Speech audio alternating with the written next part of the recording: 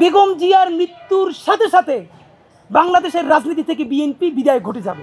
যেই দলটার সাথে শহীদ জিয়ার নাম জড়িত, বেগম জিয়ার নাম জড়িত, এই দলটার এইরকম করুণ পরিণতি হবে, এটা চিন্তা করতেই খারাপ লাগে। রাজনীতি শুরু করেন, জুলাইয়ের রাজনীতি কিভাবে করবেন?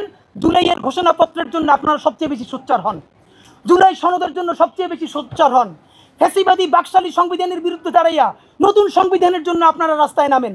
আপনারা যদি জুলাইয়ের ঘোষণাপত্র, জুলাই সনদ, নতুন সংবিধান এবং ফ্যাসিবাদ বিরোধী রাষ্ট্র কাঠামো ভাইঙা নতুন বাংলাদেশ নির্মাণের রাজনীতিতে নামতে পারেন, তাইলে আপনারা দেশের রাজনীতিতে ভ্যালিড থাকবেন, প্রাসঙ্গিক থাকবেন। যদি না করতে পারেন, তাইলে মুসলিম লীগ আর আওয়ামী লীগের পরিণতি হবে। মুসলিম লীগকে কেউ মারে নাই, রাজনীতির ভুলের কারণে নাই হয়ে গেছে। আর যেই দেশের নেতৃত্বে এই দেশ স্বাধীনতা হয়েছে মাত্র 54 বছর আগে, সেই দল সব কিছু নিয়ে পালাইছে। সুতরাং আপনারা তো তার অনেক পরের দল। যদি পারেন নয়া রাজনীতি শুরু করেন, ওইসব রাজনীতি বন্ধ করে। আর নইলে পরিণতি কী হবে এটা ভালোবেসে বললাম। এবং সব থেকে খারাপ লাগে, যেই দলটার সাথে শহীদ জিয়ার নাম জড়িত, বেগম জিয়ার নাম জড়িত, এই দলটার এইরকম করুণ পরিণতি হবে, এটা চিন্তা করতেই খারাপ লাগে।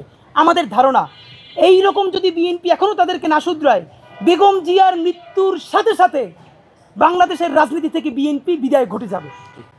এখনও বিএনপি যেটুকু না, সেটা বিএনপি বেগম জিয়ার নামে। বেগম জিয়ার মৃত্যুর সাথে সাথে বাংলাদেশ থেকে কিন্তু বিএনপি নাই হয়ে যাবে। কিন্তু সেইটা আমাদের জন্য খুব আনন্দের সংবাদ না, কারণ ভারতীয় আধিপত্যবাদ বিরোধী লড়াইয়ে শহীদ জিয়ার বেগম জিয়ার বিএনপিও আমাদেরকে লাগবে। এবং আপনাদেরকে সরকারের প্রতি একটাই কথা, অতি দ্রুত নতুন পুলিশ নিয়োগ করেন।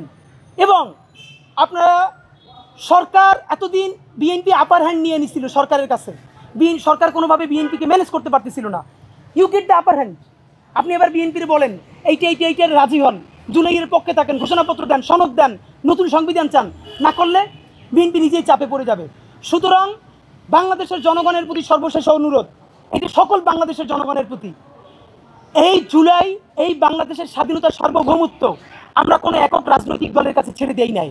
যেই পাথর দিয়ে মারছে আজকে বিএনপি, তা যদি জামাত করে আর এনসিপির বিপক্ষে করে, এনসিপিও করে, জামাত এনসিপির একটু বলে যায়, আপনারা হয়তো একটা সুযোগ পাইছেন, কালকে বিএনপির বিরুদ্ধে পলিটিক্স করতেছেন, এটা আপনি করবেন, ওটা আপনাদের কাজ। কিন্তু মনে রাখেন, এই কাজ আপনারা করলে মনে রাখেন যে আপনাদেরকে কেউ চুমু দিবে, যে করবেন তারই কিন্তু ভয়াবহ অবস্থা হবে।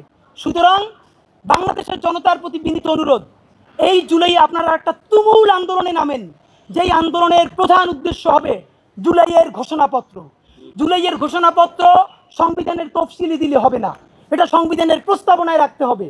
এইটা প্রস্তাবনায় রাখলেই কেবল নতুন বাংলাদেশের সূচনা যে হয়েছে এইটা আনুষ্ঠানিকভাবে শুরু হবে। নাম্বার 2, নতুন রাষ্ট্র বিনির্মাণ কিসের আলোকে হবে? জুলাই সনদ ঘোষণা করতে হবে।